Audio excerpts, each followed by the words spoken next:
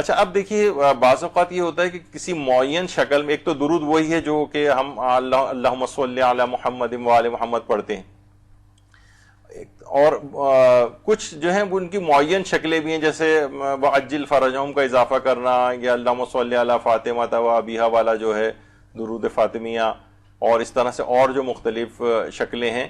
تو کبھی وہ معین شکلیں کچھ خاص موارد میں، جیسے صلوات ضراب اصفہانی ہے مثلا، تو اس کے متعلق کہا جاتا ہے خاص، یعنی تھوڑی سی ذرا طویل صلوات ہے، آیت اللہ بہجت کی آفیشیل ویب سائٹ کے اوپر بھی ہے، اور اس کے اوپر بھی اگر آپ انٹرنیٹ پہ بھی جا کے صلوات ضراب اصفہانی لکھیں گے تو پوری صلوات آ جائے گی. اور وہ اپنے تزکیہ نفس کے لیے وہ صلوات بہت مجرب ہے، ازدواج کے لیے بھی ہے، شادی اگر کسی کی نہ ہو رہی ہو تو اس میں بہت مجرب اس کو پایا گیا ہے. تو بہرحال یعنی معین شکل ہے اس کی، خاص الفاظ ہیں، جیسے ابھی آپ نے قبرستان میں جو پڑھی جانے والی دعا وہ صلوات دیکھی تھی تو اس کے کچھ خاص الفاظ تھے، تو وہ معین شکل کہلاتی ہے. یا معین عدد بھی ہوتا ہے، کبھی ہوتا ہے کہ 100 دفعہ پڑھا جائے، کبھی ہے کہ 1000 دفعہ پڑھا جائے، کبھی ابھی آپ نے سنا بچوں کے لیے 1,42,000 دفعہ کا، بڑوں کے لیے 72,000 دفعہ، اس طرح سے مختلف جو ہیں طریقہ کار. تو وہ کبھی معین عدد یا معین شکل کے اندر ہی پڑھنا اس کو ہوتا ہے، یہ خاص تعداد ہی کے اندر جو ہے وہ پڑھنا ہوتا ہے. جیسے کہ پیغمبر اکرم صلی اللہ علیہ وآلہ وسلم فرماتے ہیں کہ جو مجھ پر جمعے کے دن 100 مرتبہ درود بھیجے گا، خدا اس کے 80 سال کے گناہوں کو بخش دے گا. تو یہاں پر 100 کا تذکرہ جو ہے وہ یہ آیا ہے، تو اس کا مطلب ہے کہ یہ والی چیز 100 کا عدد جو ہے اس میں ہے. یہ چھٹے امام فرماتے ہیں قیامت کے دن جب تمام اعمال مجسم ہو کر سامنے آئیں گے تو جمعے کا دن دلہن کی طرح سے سجا ہوا خوبصورت نظر آ رہا ہوگا، اور بہشت کے دروازے پہ کھڑا ہو کر جو لوگ جمعے کے دن کثرت سے درود پڑھتے ہوں گے ان کی شفاعت کرے گا. راوی نے پوچھا کتنی اور کس وقت پڑھا جائے؟ امام نے فرمایا 100 مرتبہ عصر کے وقت.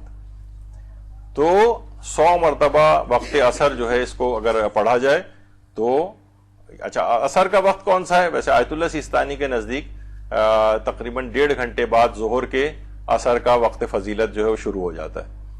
یعنی مثلا اگر آج کل یا کسی بھی وقت چلیں، جیسے 1 بجے کا اگر وقت ہم رکھ لیتے ہیں تو اس سے 1.5 گھنٹے بعد یعنی 2:30 بجے شروع ہو جائے گا. 12:30 بجے اگر وقت ہو رہا ہے تو 2 بجے جو ہے وہ عصر کا وقت فضیلت شروع ہو جائے گا. تو بہرحال 100 مرتبہ عصر کے وقت امام نے یہ فرمایا. اور 5ویں امام یہ فرماتے ہیں کہ میرے نزدیک جمعے کے دن محمد و آل محمد پر درود بھیجنے سے بہتر کوئی عبادت ہی نہیں جمعے کے دن. تو جمعے کے دن بڑی خصوصیت ہے درود بھیجنے کی. اس دن تو آپ نے ابھی سنا کہ 1000 دفعہ کا عدد بھی جو ہے وہ بھی پورا کیا جائے. تو کبھی خاص صیغے میں اور خاص شکل کے اندر اس کو جو پڑھنا مطلوب ہوتا ہے تو آپ وہ اسی شکل میں اس کو پڑھیں، جیسے ابھی آپ نے سنا صلوات ضراب اصفہانی یا قبرستان والی جو صلوات ہے. اور کبھی کبھی خاص عدد جو ہے وہ مقصود ہوتا ہے.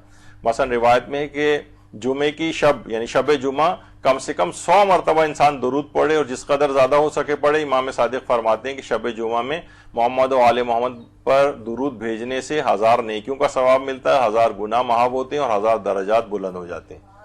تو جمعے کے لحاظ سے بھی ہے اللہم صلی علی محمد و آل محمد، اور شب جمعہ کے لحاظ سے بھی ہے. اور شیخ طوسی فرماتے ہیں کہ جمعرات کے دن محمد و آل محمد پر 1000 مرتبہ درود بھیجنا یہ مستحب ہے. بہتر ہے اس طرح سے اس درود کو پڑھا جائے، اللہم صلی علی محمد و آل محمد وعجل فرجہم واہلک عدوہم من الجن والانس من الاولین والآخرین. تو بہرحال یہ خاص طرح کی جو درود ہیں ان میں عبارت بھی الگ ان کی ہوتی ہے، اس کو اسی انداز سے پڑھیں تو وہی فوائد جو ہیں آپ کو ملیں گے.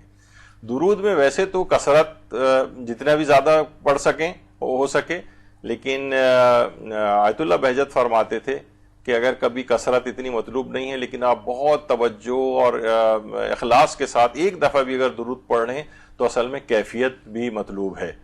تو وہ فرماتے تھے اگر کثرت کی طرف بہت سے لوگ ہوتے ہیں نا گھبرا جاتے ہیں، بھائی کون 1000 دفعہ پڑھے ہو یہ تو بہت بڑا ٹاسک دے دیا. کوئی بات نہیں، 1 دفعہ پڑھ لو، 3 دفعہ پڑھ لو، یعنی جتنی تمہاری ہمتیں اور طاقتیں ہیں اتنی دفعہ پڑھ لو. لیکن یہ کہ بہرحال کیفیت کے ساتھ پڑھو، دل لگا کے پڑھو، اخلاص کے ساتھ پڑھو، متوجہ ہو کر پڑھو، اس کی اہمیت کو جانتے ہوئے پڑھو. تو یہ یہاں پر کیفیت مطلوب ہے، کمیت اتنی مطلوب نہیں. اچھا پچھلی دفعہ بھی آیا تھا کہ اللہم صلی علی محمد و آل محمد وعجل فرجہم. جب یہ ہم پڑھتے ہیں نا تو اصل میں اگر دیکھا جائے تو درود و آل محمد پہ ختم ہو گیا ہے، لیکن وعجل فرجہم کا جب اضافہ ہوتا ہے تو اس وقت یہ دو دعاؤں میں تبدیل ہو جاتا ہے. ایک تو یہی دعا جو ہم نے اللہم صلی علی محمد وآل محمد، یہ ایک دعا کمپلیٹ تھی. وعجل فرجہم یہ دوسری دعا ہے جو اس کے ساتھ ہے. تو اس میں ثواب اور فائدہ، بینیفٹ اور بہت زیادہ. ابھی جو میں نے صاحب مکیال المکارم کا نام لیا تھا تو انہوں نے اس کے اندر تقریباً